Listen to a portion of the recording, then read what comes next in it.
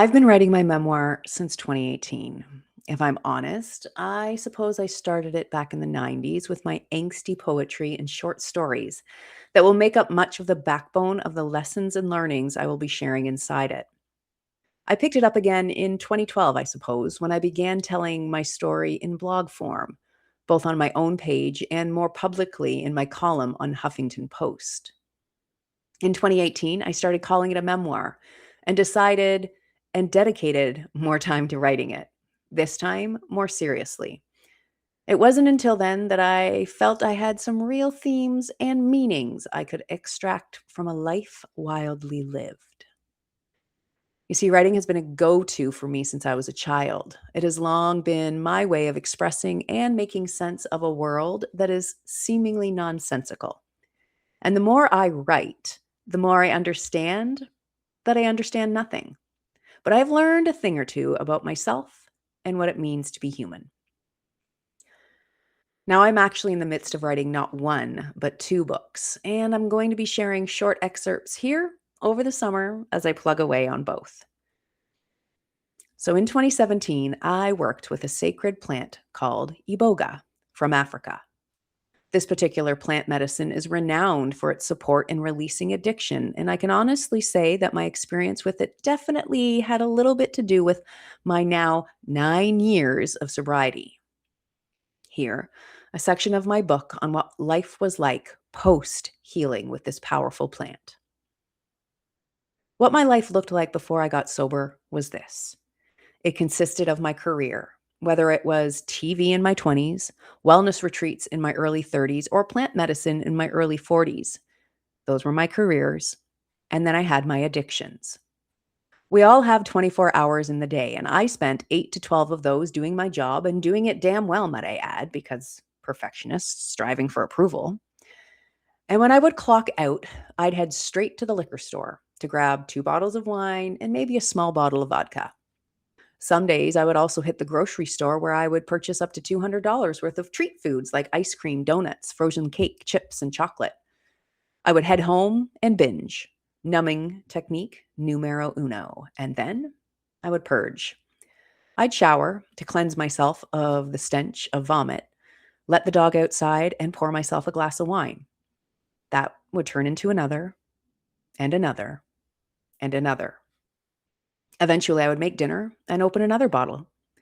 After eating and cleaning up, I would put on Netflix, drink some more, and send regrettable text messages.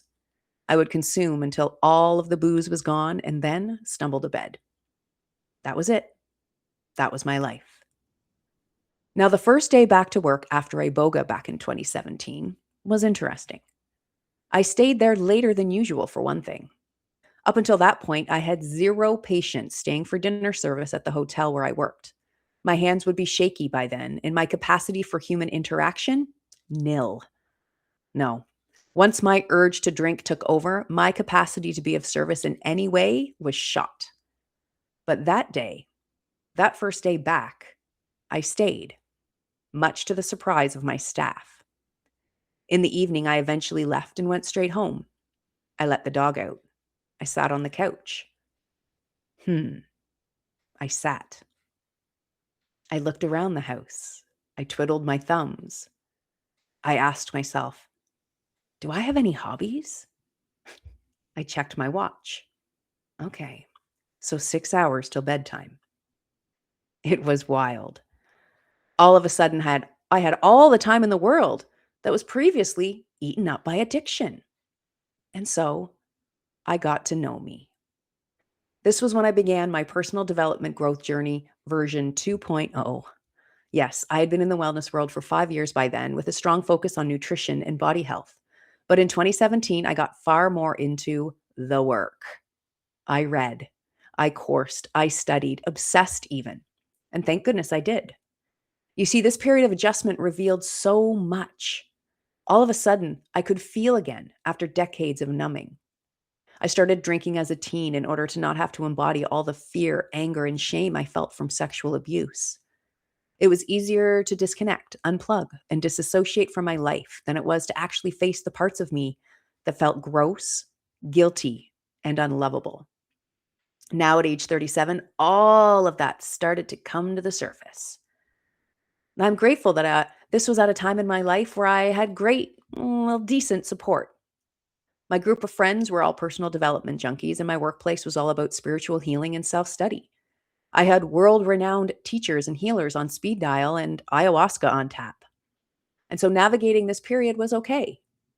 Christmas came and went, and my family saw me, for the first time in years, enjoy brunch, booze free. You should have seen my sister almost fall off of her chair at the restaurant when I ordered beet juice instead of champagne. That January, my mother had a health scare that sent her to the hospital for a pacemaker surgery.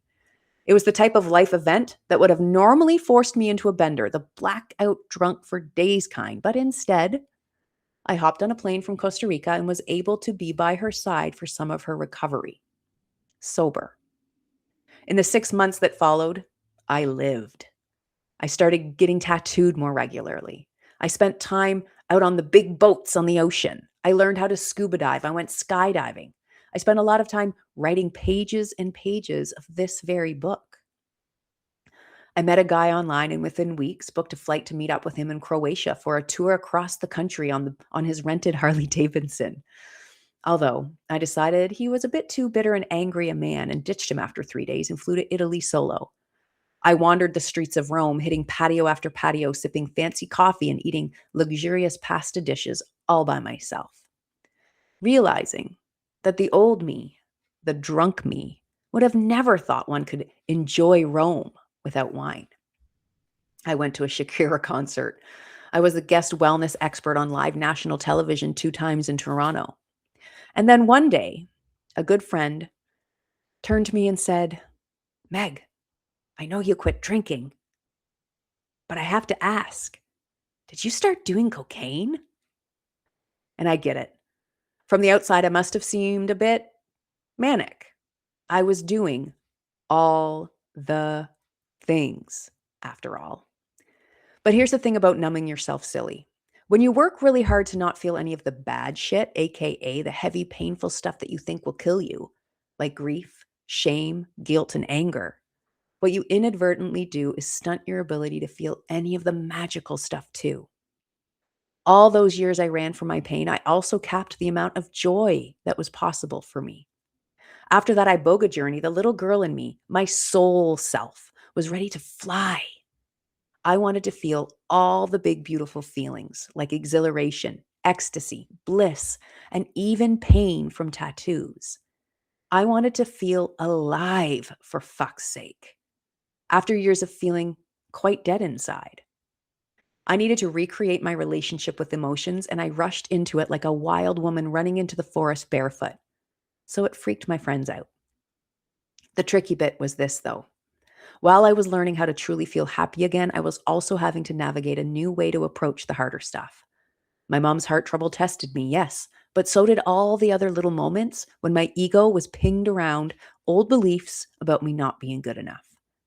At times, when I would normally turn to the drink, I had to instill new coping mechanisms, new skills, new tools, in order to let the feeling move through me and not hold me down or hold me back in life. It was a real journey towards making my pain my teacher and learning how to extract the lessons, the learning, and the healing was a full-time job all its own.